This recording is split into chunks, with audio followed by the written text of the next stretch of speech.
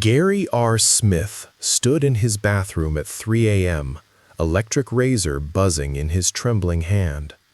In 60 seconds, he'd be completely bald. In 3 months, he'd discover which of his children actually wanted him alive. The man who controlled billions in real estate was about to lose everything, on purpose. Because when you have more money than you can spend in 10 lifetimes, there's only one thing you can't buy: the truth about the people who claim to love you. And Gary was about to get the most expensive education of his life, from a woman making $9 an hour. Gary didn't have friends. He had quarterly earnings reports. At 62, he controlled a real estate empire that stretched across 3 continents. His name was on luxury towers from Dubai to Singapore. But when the lights went out in his 50th floor office, Gary would sit in the dark and realize something terrifying. If he died tonight, the only people at his funeral would be there to make sure he was actually in the casket. He'd caught his son, Greg, his own flesh and blood, taking photos of his private jet and texting them to divorce lawyers. Asset inventory, while Gary was still breathing. He'd overheard his daughter Samantha on a call with her accountant. "How long does probate usually take? I have a bid on a villa in Tuscany, and Daddy's not getting any younger." They didn't visit him because they missed him. They visited because they were monitoring an investment. So Gary decided to run an experiment. A terminal experiment. He was going to die. Slowly, publicly, painfully. And he was going to watch very carefully to see who showed up to mourn and who showed up to measure the coffin. The razor felt cold against his scalp.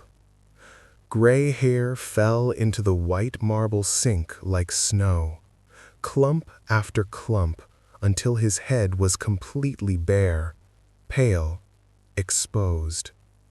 He looked 75, sick, defeated, but he wasn't done. Gary hired a Hollywood makeup artist sworn to secrecy with a $250,000 MDA.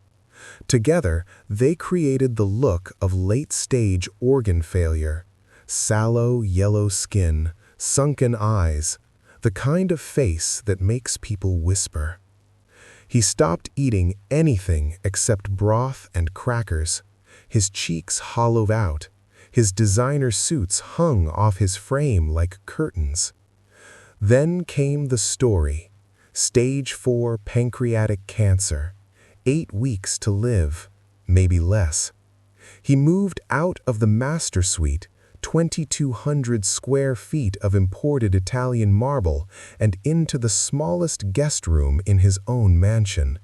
A twin bed, a single lamp. He turned his empire's headquarters into a hospice room. The king was dead. Now there was only a dying man, waiting to see who'd bring flowers and who'd bring lawyers.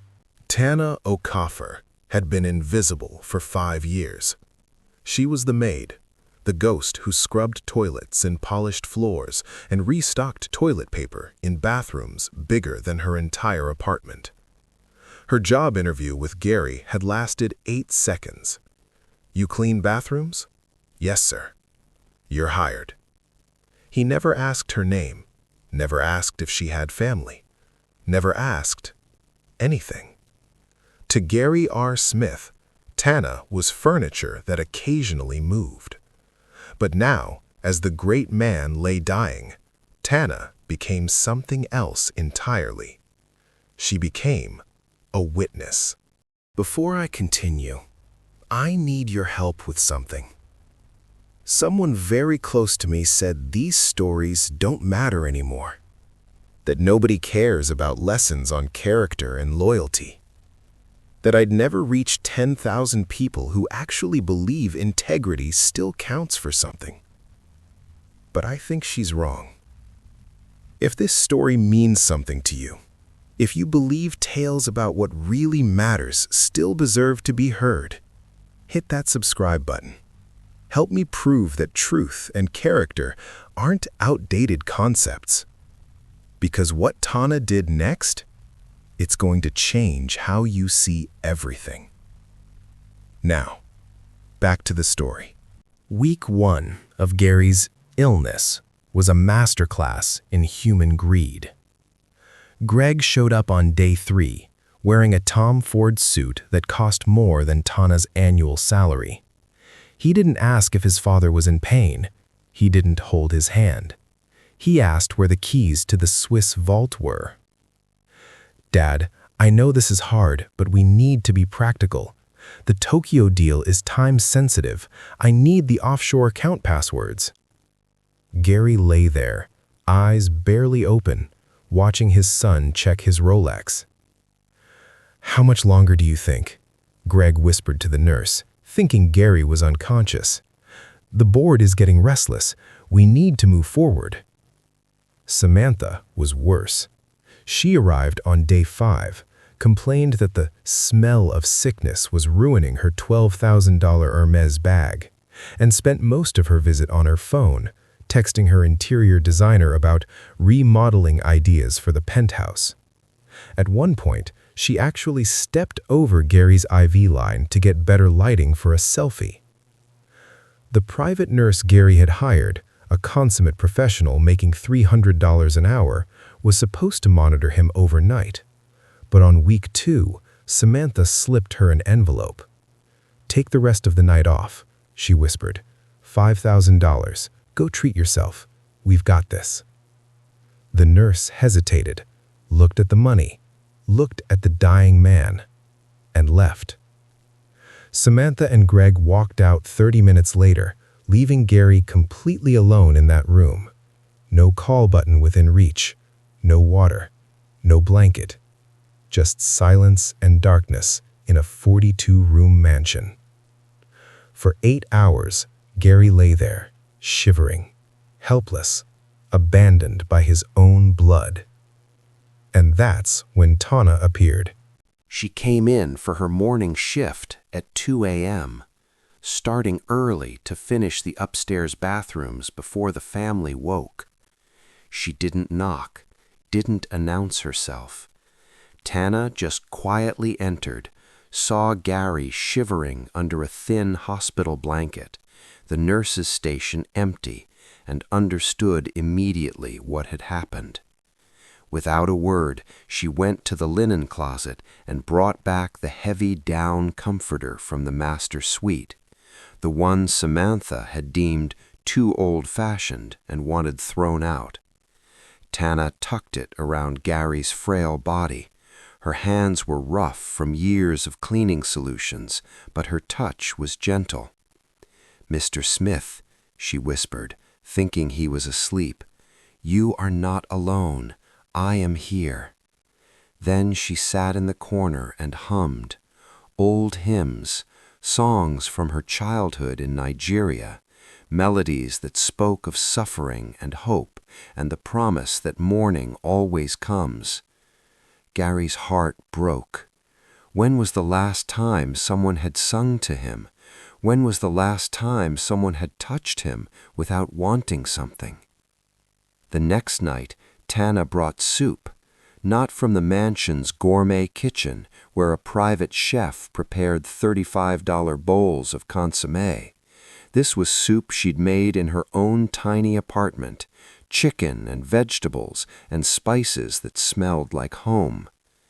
"My brother," she said softly, spooning it carefully to Gary's lips.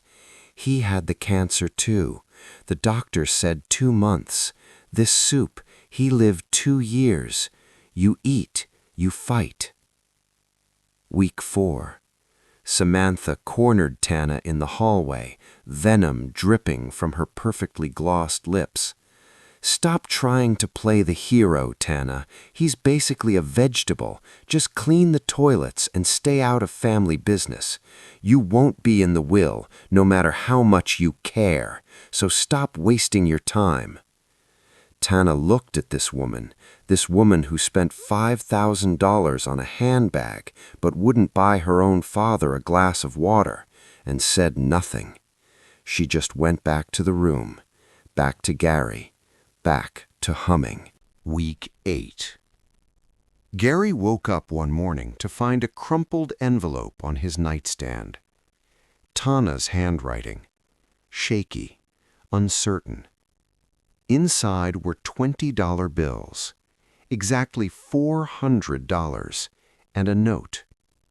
Mr. Smith, I hear the doctor talking about new treatment in Germany. Very expensive. My brother, he went to special doctor and got more time. This is my savings for 3 months. Please use it to start the fund. You are good man. You fight. Don't give up. Tana. Gary's hands shook as he held the cash. $400. The smallest amount of money he touched in 40 years. Do you understand what $400 meant to Tana? That was her rent. That was her brother's medication back in Lagos. That was 3 months of eating instant noodles so she could send money home. She was choosing Gary's life over her own survival, and she had no idea he was worth billions. She thought he was just a dying old man who needed help. For the first time in his entire life, Gary R. Smith felt what it was like to be truly, genuinely loved. Not for his money, not for his power, not for his signature on a will, just loved. He laid in that bed, clutching $400, and wept like a child. Week 12. The Smith family gathered in the Imperial boardroom on the 45th floor. Floor-to-ceiling windows overlooking Central Park. A table that cost more than most people's houses. They were all in black. Greg wore a somber expression that didn't quite reach his eyes. Samantha dabbed at tears that didn't exist. The board members sat in respectful silence. A large portrait of a Gary, bald, frail, dying, hung on the wall. The family lawyer, a man Gary had trusted for 30 years, stood at the head of the table. Ladies and gentlemen, we're here to discuss the final wishes of Gary R. Smith, who passed away peacefully this morning at 6:47 a.m. Samantha let out a theatrical sob. Greg put his arm around her, already calculating square footage. However, the lawyer continued, his voice dropping, Mr. Smith left a video message, recorded yesterday. The room went silent. The screen flickered to life. But it wasn't the bald, dying Gary. It was Gary R. Smith in a midnight blue power suit, hair beginning to grow back, looking stronger and healthier than he had in months. Very much alive. If you're watching this, Video Gary said, his voice cold as winter steel, it means you've spent the last 12 weeks waiting for me to rot. Greg's face went white. Greg, the video continued, I saw you steal my Patek Philippe watch off my nightstand while I was sleeping, week 3. You thought I was unconscious. I wasn't. Samantha, I heard you tell Tana she was nothing. I heard you tell your interior designer that my bedroom had great bones once we cleared out the old man. Samantha's hand flew to her mouth. The terminal illness was a performance. The bald head, Hollywood makeup, and a very expensive razor. But your greed, your cruelty, your complete lack of basic human decency? The boardroom doors slammed open. The real Gary R. Smith walked in. Hair growing back, color in his cheeks. Alive. Powerful. Furious. The silence was deafening. Effective immediately, Gary's voice echoed through the boardroom. Gregory and Samantha Smith are removed from all family trusts, banned from every Smith property globally, Your corporate credit cards are canceled. Your luxury apartments are no longer yours. Security will escort you out within the hour. Dad, you can't, Greg started. I can't? Gary's voice was thunderous. I watched you price out my funeral casket while I was still breathing. You bribed a nurse to abandon your own father so you could leave early for a party. He turned to Samantha. And you stepped over my IV line to take a selfie. It was a joke. It was your character. Gary took a breath, composed himself. You will both leave with exactly what you gave me during my final days. Nothing. You want my empire? Earn it. Get jobs, real jobs. Learn what $9 an hour feels like. Learn what it means to choose between rent and groceries. Maybe in 5 years we'll talk. Maybe in 10. Maybe never. Then Gary turned to the back of the room, where Tana stood, terrified, still in her cleaning uniform. Tana, she flinched. Come here. She walked forward slowly, like a woman approaching the gallows. The board members parted like the Red Sea. Gary handed her a leather portfolio. Everyone in that room held their breath. This was it, the viral moment. The billionaire gives the maid a fortune, the Cinderella story. Tana opened the folder with shaking hands. Inside was a contract, a check, and a letter. Tana read silently. Then she did something nobody, not the board, not the lawyers, not even Gary himself, expected. She closed the folder, and she slid it back across the table. Mr. Smith, she said quietly, her Nigerian accent thickening with emotion. I cannot take this. The room erupted in whispers. I didn't give you that money because I wanted something back. I gave it because you were suffering, because you were alone, because that's what we do for people who are hurting.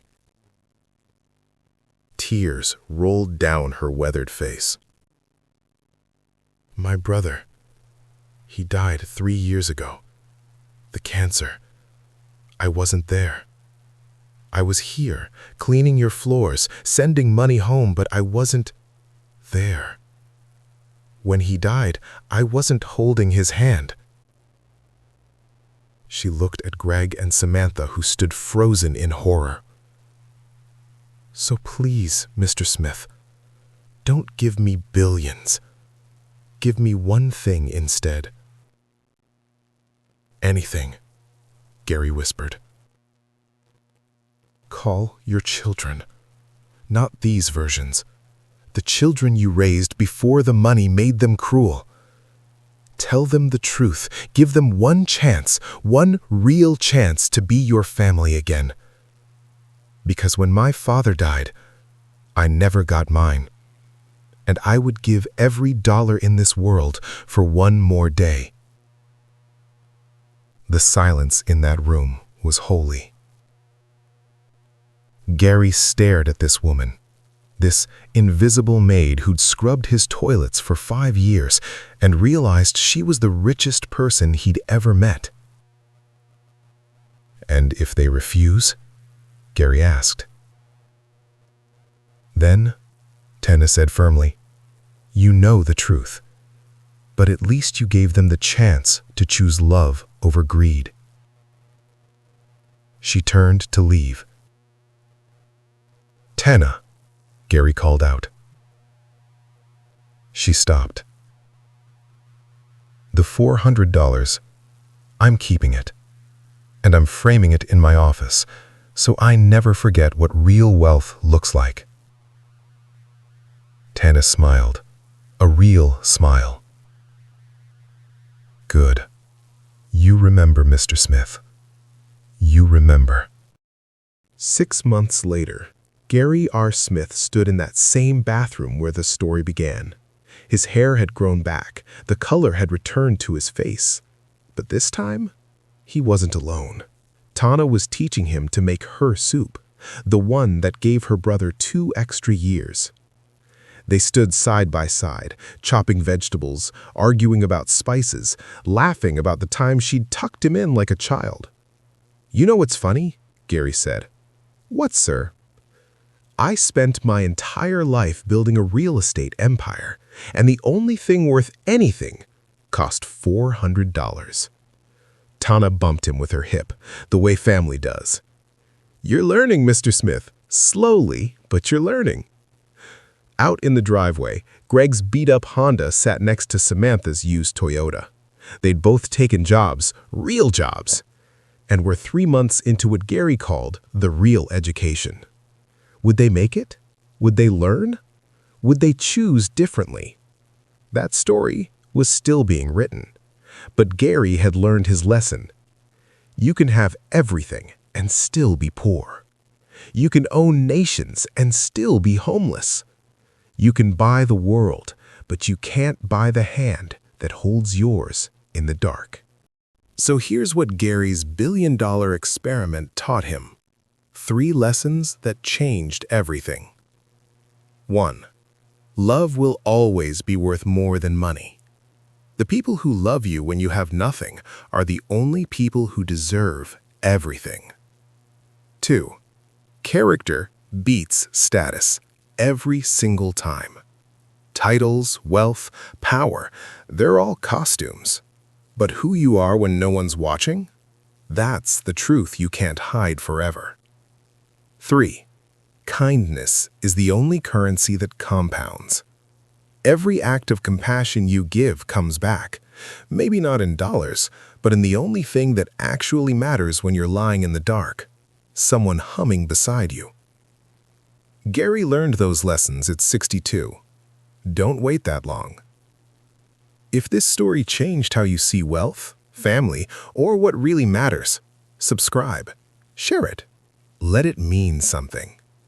Because somewhere, right now, there's a person counting their billions and missing the one who's been there all along. Don't be them. Be the person who sees value in the invisible. Be the person who measures worth in humanity, not currency. Be the person who knows, when everything's stripped away, all you have left is who loved you and who you loved back. Everything else is just noise.